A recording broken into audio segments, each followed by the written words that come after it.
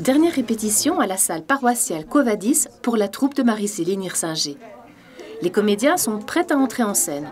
Il reste juste quelques détails à régler. Tu parles avec les uns, avec les autres, et tu vas t'asseoir, près de Jésus, près de Jésus par là.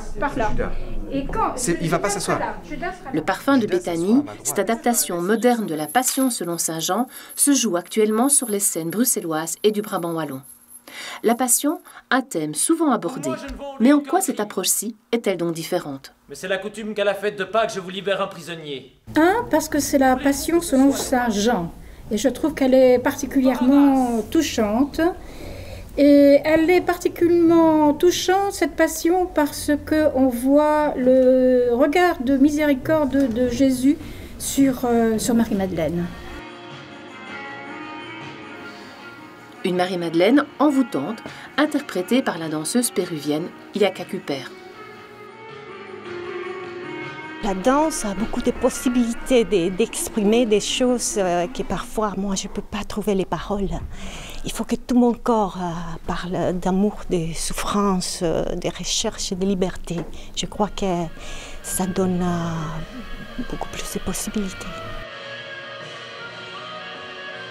Alors qu'est-ce qui a séduit Jésus dans Marie-Madeleine?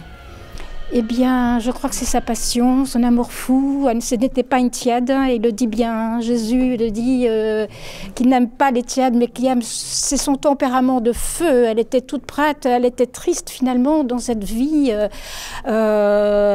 qui finalement ne la satisfaisait pas. Hein. Elle avait tout, elle avait l'argent, elle avait la séduction, elle avait tous les hommes à ses pieds, mais elle n'était pas heureuse. Elle était peut-être, faisait-elle un petit peu de blues, je n'en sais rien, mais toujours est-il que quand elle a vu Jésus, elle a compris combien sa vie s'émiettait, combien sa vie ne valait pas la peine d'être vécue. Et là, comment dirais-je, Marie-Madeleine a tout donné.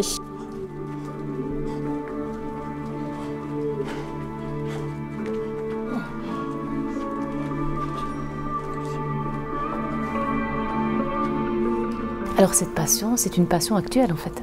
Oui, complètement. Elle est bien vivante. Elle se réalise aujourd'hui. Chaque jour d'ailleurs, dans ma vie quotidienne, il y a des temps de crucifixion, des temps de mort, puis des temps de résurrection, des temps de naissance, des temps de vie. Toute la vie du Christ peut être vécue dans la journée de chacun. Je le vis vraiment.